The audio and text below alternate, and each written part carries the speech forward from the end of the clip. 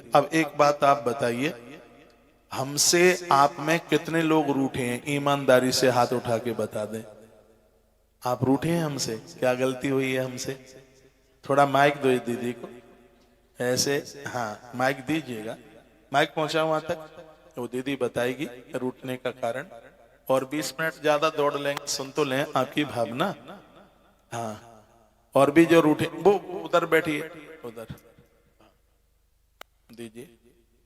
Live telecast चल रहा है और जो है वही बताएंगे। और भी जो लोग बाहर घूम रहे हैं अंदर आ जाएं। माइक चलाओ, ताली बजाओ पहले तो।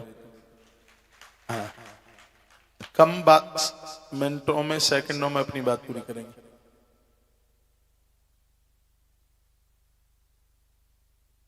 माइक ही जी से घबरा रहा है, जल्दी बोलिए। हल हल हल। हाँ ठीक है। सतगुरु देव के चरणों में कोटि कोटि प्रणाम। महाराज जी, रूठा तो जाता है अपनों से, थोड़ा सा क्या है कि थोड़ी सी लोग यहाँ पर आए, मैं सच्चाई बोलूँगी, जो सच्चाई है उसको स्वीकार करना पड़ेगा, जो ना स्वीकारे वो जाने। कि जैसे कि यहाँ पर लोग आए हैं, बहुत अच्छे भक्त तो आए हैं, लेकिन लड़ने से बाज नहीं आते हैं और मदद नहीं करते हैं एक दूसरे की। और जैसे अरे हम अपने लिए पूछ रहे हैं कि इनके लिए पूछ रहे हैं? हम ये पूछ रहे हैं हमसे कितने लोग रूठे हैं। नहीं नहीं, हम अच्छा, अपने लिए पूछ रहे हैं। आपसे तो कोई नहीं रूठा महाराज जी। अच्छा। आपसे तो कोई नहीं, बस यही थोड़ी सी कमी है, बाकी आपसे तो कोई रूठ ही नहीं सकता। इनकी तो प्रेम की लड़ाई है। आप तो इतने अच्छे हैं, भाई जैसे नजर आते हैं, बेटे जैसे नजर आते हैं। नजर आते नहीं, हम भाई ही हैं। हाँ बिल्कुल जी। हाँ, आपकी माँ के पेट से मैंने जन्म भले ही ना लिया हो, लेकिन आप मेरी जी, बहन है जी। और महाराज जी, आपने बोला था कि मैं कंधे पे उठा के लाऊंगा किसी को, तो मैंने कल देखा आपके लिए तो कोई नहीं रूठ सकता, मैं तो नहीं आपके लिए रूठी हूँ। और महाराज जी, आपने बोला था, हमें इतना गर्व हुआ कि आपने बोला कंधे पे मैं उठा के लाऊंगा, तो सच में कल एक माता को भाई लोग उठा के लाए, तो मैं तो सच में आपकी वाणी सत्य हो गई कि हम कंधे पे, तो आपसे तो कोई नहीं रूठ सकता महाराज, बिल्कुल रत्ती भर भी नहीं। धन्यवाद। और कितने रूठे हैं? आप रूठे हैं? इनको दो माइक। हेलो गुरुदेव जी, नमस्कार, प्रणाम आप। हाँ महाराज, जो आपने रूठने का बोला ना, उसका हमारे सुनने के अंदर चक्कर पड़ गया, इसीलिए बोल दिया गया रूठे। आपसे कोई रूठ भी नहीं सकता और रूठने की जरूरत भी नहीं है। धन्यवाद। इनको दो माइक, इन्हें दो। प्रसन्न होने की तो बात रोज ही पूछ लेते हैं, आज हम रूठने वाली बात पूछ रहे हैं। ये आप पूछा, इसमें चक्कर पड़ गया हम लोगों को। हाँ, इधर दो, इन्हें दो। और भी बाहर जितने भी मान भाव घूम रहे हैं, शनि अमावस्या, अंदर आ जाओ, पौना एक खाली है, पूरा एक मोहल्ला खाली दिखाई दे रहा है उधर। सतगुरुदेव के चरणों में कोटि कोटि बंदन। आपसे कभी कोई रूठ नहीं पाएगा। ये आपस में थोड़ा जैसे घर में बर्तन रखते हैं, ऐसा किसी में होगा और वो कोई अंडरस्टैंडिंग आपसे कभी नहीं हो सकता, क्योंकि आप जैसे से यदि कोई रूठ गया तो सारा संसार से रूठ जाएगा। धन्यवाद। उन्हें दो, कोने में दो। आपके कंधे पर पड़े हुए पीले पीले चंदन जैसे ये बड़े अच्छे लग रहे हैं। मेरा कहाँ है? मेरे में डाले हूं। गुरुजी सादर चरण से प्रणाम। जय सिया राम। बोले। गुरुजी, रूठने का एक ही कारण है, जो शुरुआत में आपने गौ माता का लक्ष्य लिया 1 लाख का, और आप भोजन नहीं कर रहे हैं, तो मेरी तो विनती है कि पहले देखिए ये मेरी श्रद्धा। बच्चा दूध लेके आया अभी कमरे में, सूरज मेरी व्यवस्था देखे, मैंने कहा बेटा जब तक मैं उद्गम पर मत्था नहीं टेक दूंगा तब तक मुझे कुछ नहीं लेना। ये श्रद्धा है। वो श्रद्धा ठीक है, लेकिन हमारा आपके प्रति इतना वो है, जो इतना कर रहे हो ना, तो पहले जो गौ का लक्ष्य है वो पूरा करे और आप भोजन ग्रहण करें। हमको मत कराते रहो, हमारे कोई भोजन कराते रहोगे, कब तक कराते रहोगे? देखो, हम ये चाहते हैं कि आप भी जो लजीज भोजन की व्यवस्था करते हैं ना, हम चाहे कि आप भी ग्रहण करें, और इसको ग्रहण तभी करोगे जब 1 लाख गौ हो जाएंगी। खूब दाल भात खाएंगे, बहुत जल्दी ये पूरी हो जाएगी भगवान की कृपा से। हमारा रूठने का यही कारण है और कोई कारण नहीं है। कोटि कोटि प्रणाम गुरुजी आपको। बहुत बहुत धन्यवाद है। महाराज जी, हम सिर्फ इस बात पर रूठे हैं कि 84 महादेव का दर्शन करा करके, 9 नारायण और 7 सागर का दर्शन करा करके आप हम सब लोगों को कहते हैं हम साधारण लोग नहीं हैं। जहां जाते हैं आप कहते हैं इनकी चरण रज जहां पड़ेगी आपका कल्याण हो जाएगा। महाराज जी, आज हम लोग सब भक्त लोग मिलकर के कहते हैं मैंने मार्कंडेय ऋषि को नहीं देखा है, लेकिन मार्कंडेय ऋषि आज हमारे सामने उपस्थित हैं। महाराज जी, मार्कंडेय ऋषि के रूप में आपको सादर प्रणाम है महाराज जी। बहुत बहुत धन्यवाद। और कोई बोलेंगे? श्री जाजू जी बोल रहे हैं, उधर दे दो, उधर उधर दो, उधर दो। इनकी भावनाएं बहुत बड़ी अहमियत रखती हैं, इनसे पता लगता है और पूरा देश सुन रहा है टेलीविजन महाराज जी माध्यम के से। चरणों में बार बार वंदन। आपकी ये जो तपस्या आपने ली है कि गऊओं की सेवा करेंगे, गऊओं को एकत्र करेंगे, इकट्ठा कर रहे हैं आश्रमों में, इसमें हम सहयोग करना चाहते हैं आदरणीय जी, सम्मानित जी। और हम गऊओं को, हम बीजेपी भारतीय जनता पार्टी में हैं, उपाध्यक्ष हैं मेरे क्षेत्र में। हमारे देखरेख में 12 जिले आते हैं, आगरा, मथुरा, अलीगढ़, एटा, मैनपुरी, शाहजहांपुर, बदायूं, पीलीभीत, बरेली। इनमें से हम गायें लाया करेंगे, जिससे कि आपका जल्दी से जल्दी ये संकल्प पूरा हो जाए। और अगला संकल्प जो आपका है, गुरुकुल चला के आप बच्चों को वो तो चल ही रहा है। बच्चों को आप गैया तो हम 6 महीने में जी लाखों कर दें 6 महीने में, लेकिन रहने को जगह, खाने को व्यवस्था। हमारा भी सुनिए एक मिनट, पूरी रात भर दलिया बनता है, 20 क्विंटल का दलिया पूरी रात भर बनता है। मैंने कल ग्रुप में वीडियो भी डाली थी, और ये सब नकली बातें नहीं है, और यहाँ सब असलियत है बिल्कुल। अब आप बैठ जाएं, मैं एक हृदय की बात आपको बोलूंगा और मुझे पता है कि आप स्वीकार करेंगे। सुन लो, बस 2 मिनट में अपनी पूरी बात करेंगे क्योंकि हम लेट हो रहे हैं इस कार्यक्रम के। हाँ, इनको भी दे दो। रमन भाई सूरत से आए हैं, बड़े मलूक इंसान हैं, अच्छे तो सभी लोग हैं। बिल्कुल शॉर्ट में अपनी बात करेंगे, और ऐसी बात करना जिसमें हमारी महिमा मत गाना, ठीक है? गौ माता की, जय हो। गौ माता की। पुराण मनुष्य के रूप में जाने जाते हैं वो कौन? हमें पता था यही बोलेंगे महाराज। पुराण मनुष्य के रूप में जाने जाते हैं वो कौन?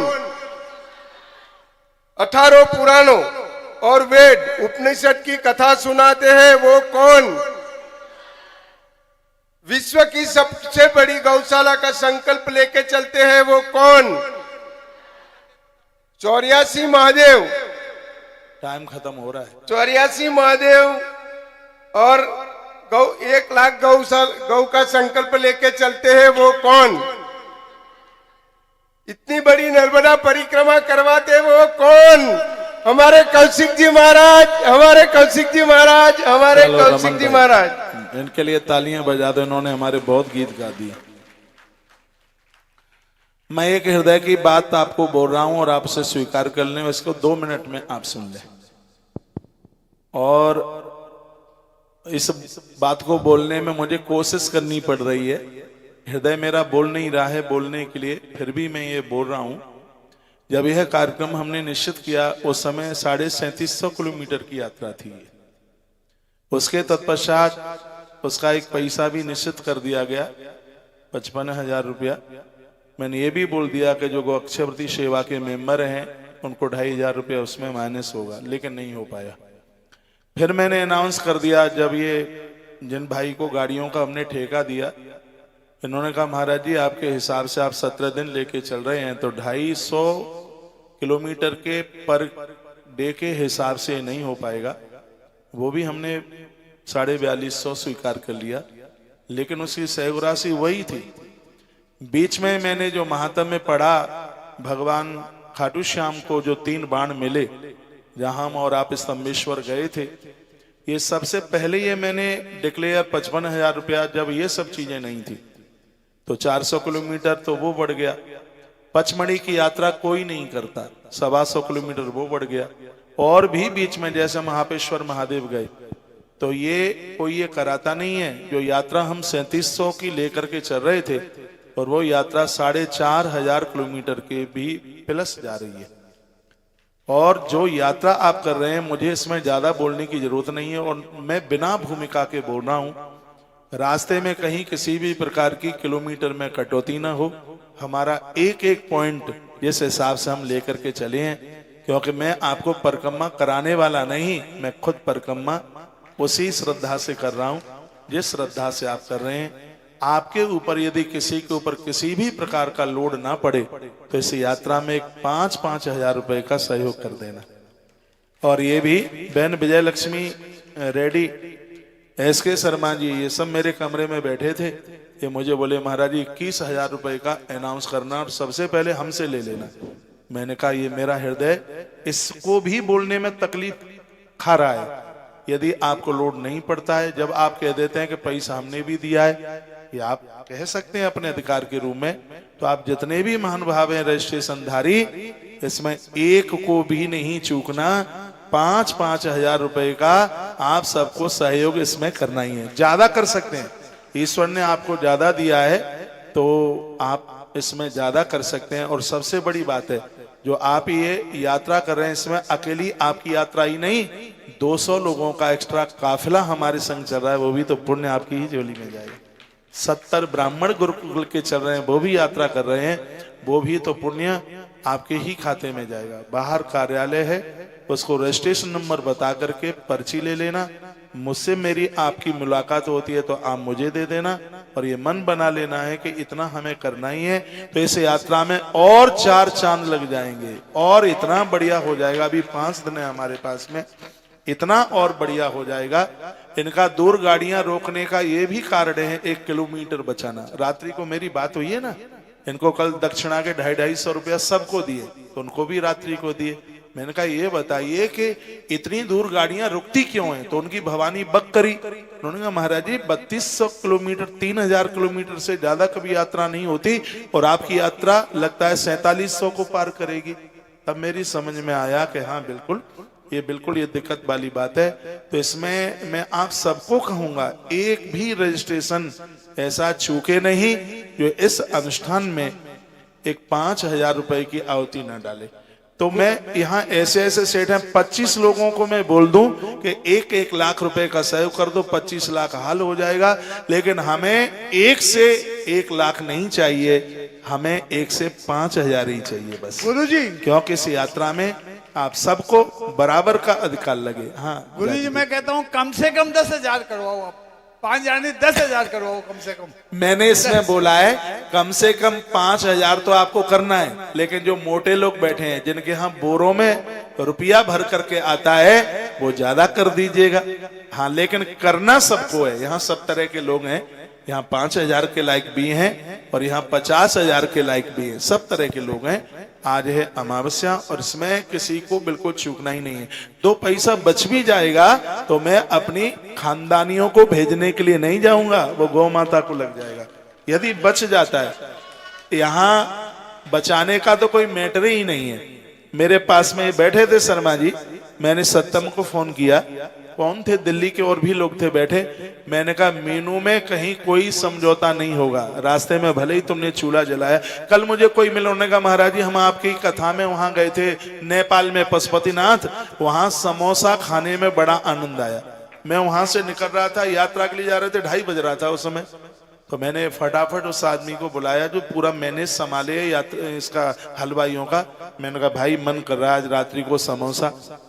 तो मुझे तो पता भी नहीं था कि वो बना ही देगा, लेकिन हम जो लौट कर गया तो समोसा तैयार रसोई में, बाजार से नहीं मंगाया था।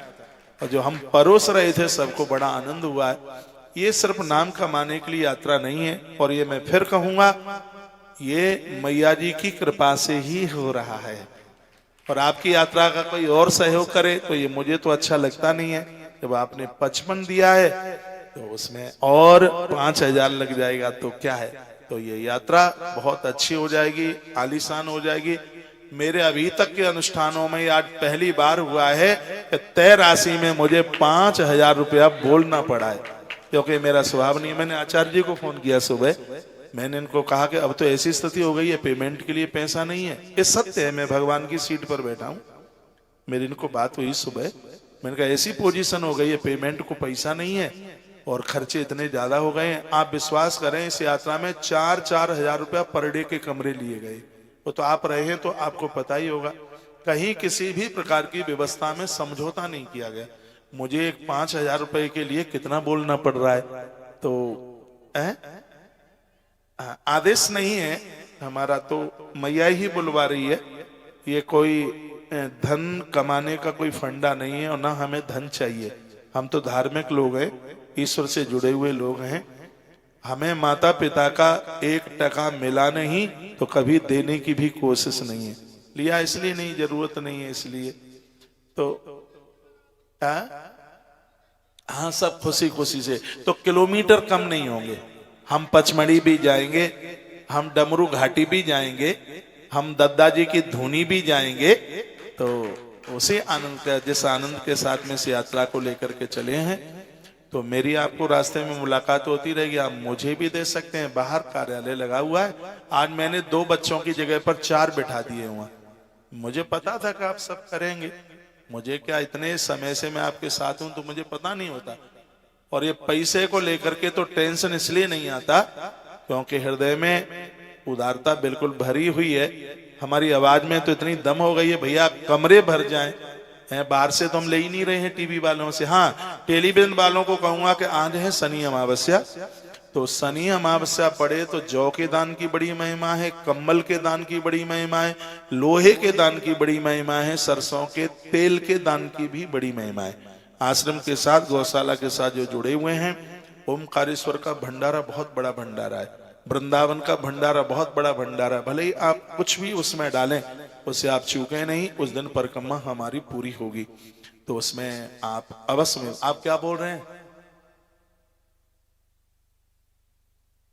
हाँ, ऑनलाइन कर दें आप अपने बच्चों को कह करके, उसमें आप बिल्कुल आप डलवा दें, ऑनलाइन कर दें। बस इतना ही कहना है, एक भी रजिस्ट्रेशन ऐसा ना बचे। अब बहुत लोग आए, अब वो वहीं की 4 दिन की परिक्रमा करके चले गए। हमने कहा कि रास्ते में भी पैसा ले लेंगे। 551 लोगों में से, रजिस्ट्रेशन में से इस समय हमारे पास 538 लोग हैं और सब सीटें खाली पड़ी हुई हैं। अब हमको बोल भी नहीं सकते हैं उन्हें क्या पैसा भेज दीजिएगा, तो वो यात्रा में है ही नहीं। तो हाँ, कुछ लोग पूरा भी देने के बाद कोई दिक्कत परेशानी हो गई है, ऐसे भी लोग चले गए। इस समय हमारे साथ 538 रजिस्ट्रेशन वाले चल रहे हैं और लगभग ये संख्या 750-800 के लगभग दुनिया भर का ड्राइवर है, कर्मचारी और काम करने वाले लोग हैं, गुरुकुल के बच्चे हैं और हम लोग भी हैं। तो ये सब मिला करके इतना बड़ा काफिला, सबको संभालना है कि आदमी कर सकता है?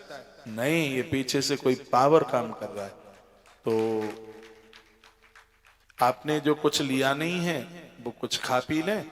जब हम वहां पहुंचेंगे, उसमें मैया के उद्गम पर आप 5-5 बर्तन लेके आए होंगे, मैंने बोल तो दिया था। आप दे दिए हैं कहीं तो कोई बात नहीं है, नहीं दिए हैं तो वहां दे दीजिए। एक साड़ी वहां पर दे दीजिए और एक नारियल है तो दे दीजिएगा, नहीं बंधन प्रणाम कर लीजिएगा। जिन्होंने कल राम घाट पे चढ़ा दिया, अमावस्या थी, कोई बात नहीं है, वहां बंधन प्रणाम कर लें।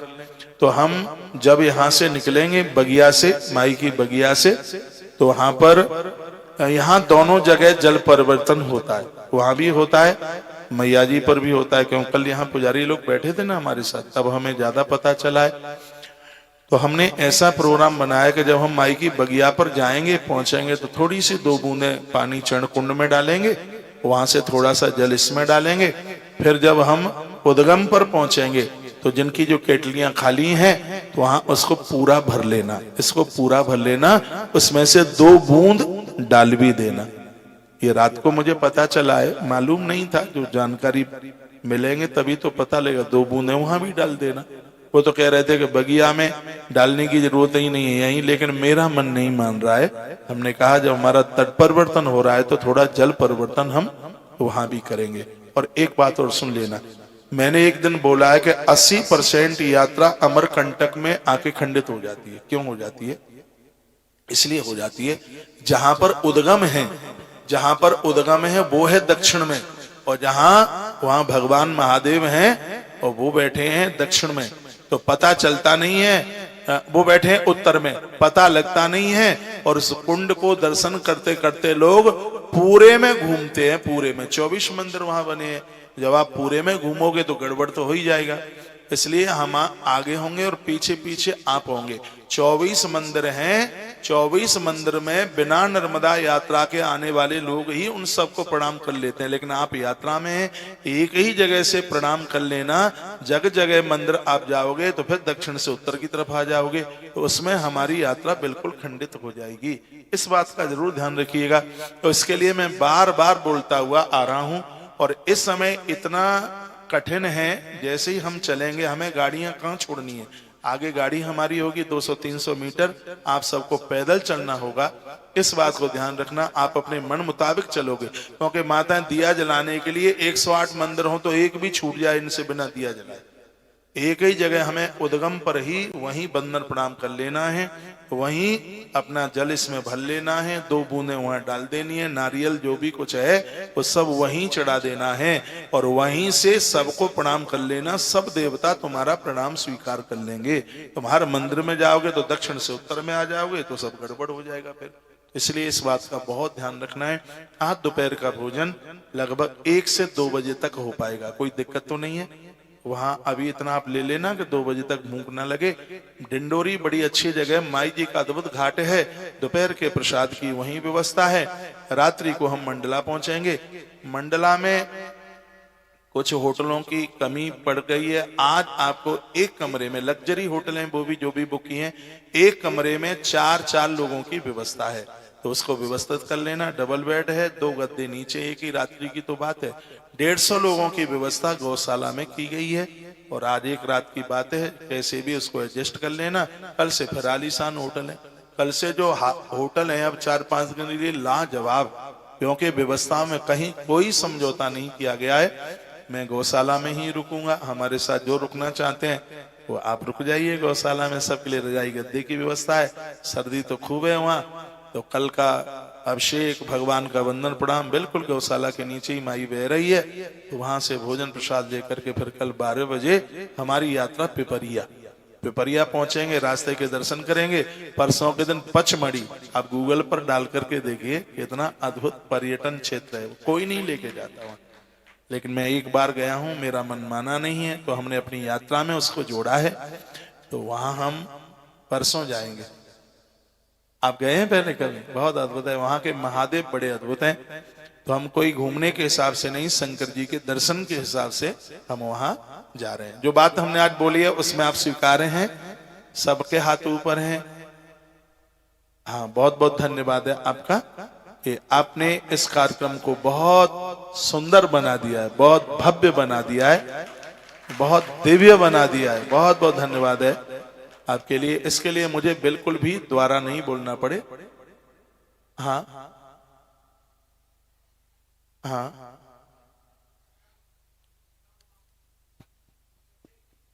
हाँ सुना देंगे, ठीक है। संक्षेप में क्यों, हम पूरी सुना देंगे, ठीक है, ठीक है, कथा कर देंगे। इनके मुंह से ओमकारेश्वरी बोल रहे हैं, इनके मुख से। अच्छा, मैंने कल ओमकारेश्वर मंदिर बात करी, ये भी बात सुन लीजिएगा। ये नहीं कि आप भगवान ममलेश्वर पर ही पूरा जल आप चढ़ा दें, दोनों जगह चढ़ाएंगे।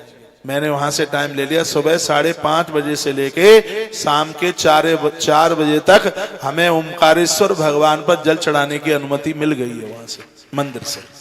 तो इतना तो हम नहीं बजाएंगे, क्योंकि लोगों की 5 बजे ट्रेन है, किसी की फ्लाइट है। हमें हर हालत में 5 बजे उज्जैन रेलवे स्टेशन पर और 4 बजे लोग इंदौर के एयरपोर्ट तक वो पहुंच जाएंगे, क्योंकि किसी का कार्यक्रम अव्यवस्थित ना हो, उसका भी बिल्कुल ध्यान रखा जाएगा। बहुत भंडारा, वहां हम भंडारा 9, 9:30 बजे शुरू कर देंगे, वो चलता रहेगा। 12 बजे आपकी गाड़ियां आगे निकाल देंगे।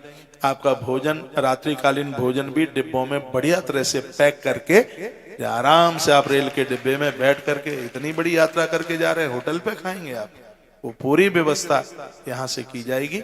आप प्रसाद लेकर के, प्रसाद पा करके और फिर प्रसाद रास्ते के लिए लेकर के फिर आप प्रस्थान करेंगे। हम आपको उज्जैन रेलवे स्टेशन तक छोड़ने के लिए जाएंगे, वहीं से आपको लेके आएंगे।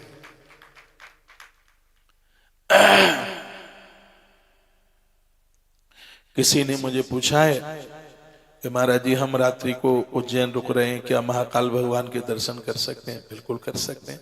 मैं भी रात्रि को उज्जैन में रुकूंगा, उन्हें धन्यवाद देने को जाऊंगा, उनकी कृपा से ही तो सब हुआ।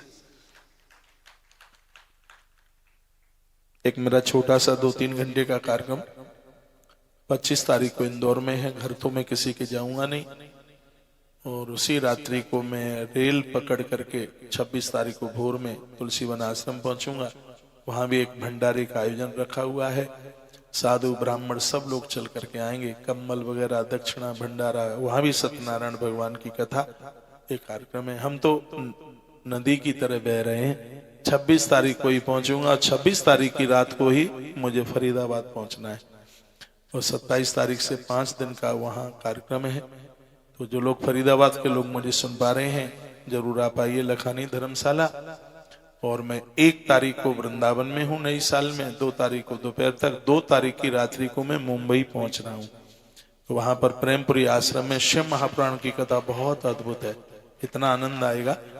कार्यक्रम के टाइमिंग्स 2 बजे से लेकर 6 बजे तक है। मुंबई के जितने भी महानुभाव मुझे सुन पा रहे हैं, आप प्रेमपुरी आश्रम शिव महापुराण की कथा सुनने के लिए जरूर आइए, बहुत आनंद आने वाला है। 1 फरवरी को हम प्रयाग में हैं, पूरा 1 महीने का महाभंडारा प्रयाग में लग रहा है, वहां जरूरत है। पिछले साल हम देख के आए हैं, ये पुण्य भगवत कृपा से प्राप्त हो रहा है। वहां भी भंडारे में सामान भेज दीजिएगा, पैसा भेज दीजिएगा, जो भेज दोगे सब लुटा देंगे, वहां सब लग जाएगा। 25 जनवरी से लेकर के 31 जनवरी तक, उड़ावती तो 1 ही तारीख को होगी, लेकिन मैं 31 तारीख की रात्रि को ही निकल जाऊंगा श्री प्रयाग के लिए। अभी भी मैं शुरू में प्रयाग में हूँ 2-3 दिन के लिए। मैंने एक कथा अलीगढ़ की कैंसिल की है प्रयाग की वजह से, जो 16 से 22 तारीख तक कथा थी उसको आगे कर दिया है। इन दिनों में मैं श्री प्रयाग में रहूंगा, वहाँ एक भंडारे का आयोजन है, कार्यक्रम है। एक बात मैं कहूंगा, नैमिषारण्य की कथा में आपसे व्यवस्था बन जाए तो पोथी से ना चूकना। इसकी महिमा मुझे पता है कि सुगताल की पोथी, गयाजी की पोथी, नैमिष की पोथी, इनका महात्म्य कितना है। 12,500 रुपए का सहयोग है, और माघ मास की पोथी है, तो उसका भी आप नामांकन करा लेना। 1 बार में हो जाए, 1 बार में जमा कर देना, 2 बार में कर देना। 108 पोथी बैठेंगी, तो उसमें आप भी अपनी एक पोथी बिठा करके ये पुण्य कमा लेना। नैमिष ऐसी जगह है जहाँ 23,000 वर्ष तक मनुजी महाराज ने तप किया। उस तप का प्रभाव था, वही राजा दशरथ और उनकी पत्नी महारानी कौशल्या बन के आई, जिनके घर में प्रभु राम चल करके आए। अब टाइम ज्यादा हो गया, अब बिना समय लगाए सीधे यहाँ से बैठना है गाड़ियों में। बाहर कार्यालय है, अपना अपना